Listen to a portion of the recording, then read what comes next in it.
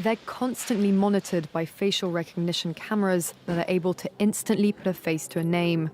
Now, the Chinese are also ranked, given a mark out of a possible 950 points. A score in the 700s is considered good. Around the 500 mark is not.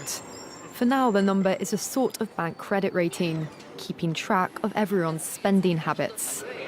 I think being ranked is a good thing. A society has to have rules. It forces us to be well behaved. It may seem scary, but it's just like that here. We're used to it, and anyway, we don't have a choice. But in an effort to keep all of its subjects in line, Beijing is taking the system a step further in 2020. It's aggregating data gathered by banks, private companies, and the state to rate if someone's a good or bad citizen. By using the most data possible, the so-called big data, the system will play an important role in rebuilding a moral society. The state will go over every detail of a person's life with a fine-tooth comb. Their financial situation, spending habits, career, even behavior on social media. Criticizing the government online or displaying outward signs of wealth is a no-no. On the other hand, praising the party or giving blood increases your social credit. Xiao Wenwang is a model citizen. She lives in Nanjing, a testing ground for social ranking. Married with a child, she has a job in a retirement home, no debts, and she wouldn't dream of jaywalking. As a good citizen, I respect the rules of the road. If I didn't, I'd lose points on my social credit. In theory, everything can be taken into account in the social score, even the most innocuous errands like supermarket shopping. When Xiao Wenwang makes an electronic payment, her purchases tell the state a lot about her. Buying cigarettes would count against her. On the other hand, nappies show she's an attentive mother. Beer could indicate alcoholism. She'd be better off buying water. In this pilot city of 8 million people, there are only 18,000 model citizens. For Xiao Wenwang, there are perks to be had, such as paying half price for the bus. I get discounts for all public services, even at museums. And the library is free for me, thanks to my score. A good score brings benefits, but people with low scores lose rights. The cinema names and shames people considered untrustworthy, plastering their details, even their addresses, across big screens. It's a matter of principle. Those people have to be condemned. Those people aren't honest, so they have to pay the price. It's only right to pay your debts. You have to blacklist those that don't. The Supreme Court has created a blacklist for so-called bad citizens, those whose ratings have dropped to zero. On it are companies, but also 23 million people to date. Among them is this journalist Liu Hu. He got a little too close to uncovering corruption among high-profile party members. After being sued for defamation by the subject of a story he'd written, he was blacklisted. But he only realized when he tried to buy a train ticket and was told he was banned from traveling. That tells me I'm still on the blacklist.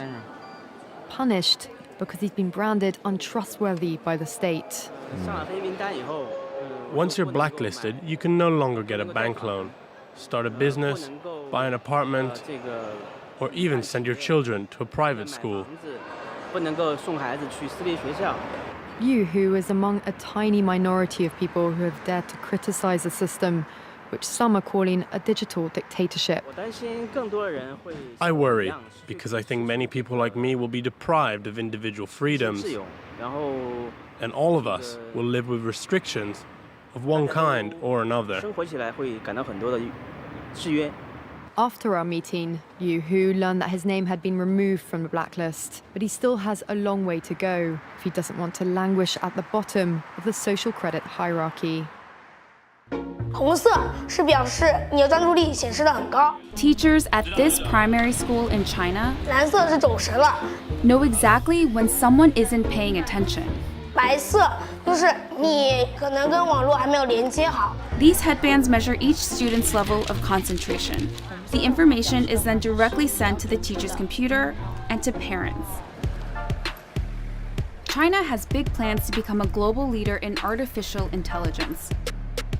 It has enabled a cashless economy where people make purchases with their faces. A giant network of surveillance cameras with facial recognition helps police monitor citizens. Meanwhile, some schools offer glimpses of what the future of high-tech education in the country might look like. Good job! Classrooms have robots that analyze students' health and engagement levels. Students wear uniforms with chips that track their locations. There are even surveillance cameras that monitor how often students check their phones or yawn during classes. These gadgets have alarmed Chinese netizens. But schools say it wasn't hard for them getting parental consent to enroll kids into what is one of the world's largest experiments in AI education. A program that's supposed to boost students' grades while also feeding powerful algorithms. 为了就是国家的这个研究呀、发展呀，我觉得是没有问题的。 The government has poured billions of dollars into the project, bringing together tech giants, startups, and schools.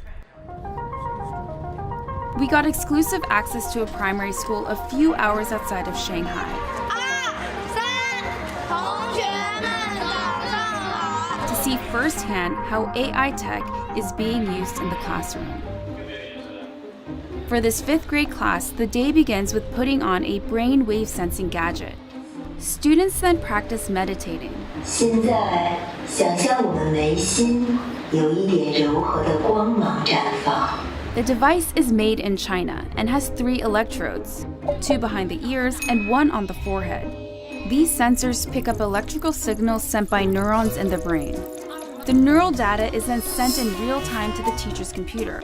So while students are solving math problems, a teacher can quickly find out who's paying attention and who's not. 说明这段时间他是有点在那走神的。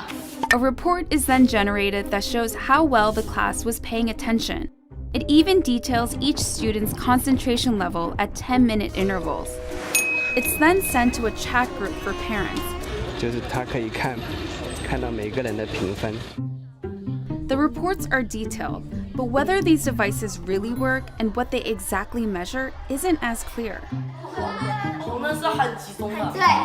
We were curious if the headbands could actually measure concentration, so one of our reporters tried on the device.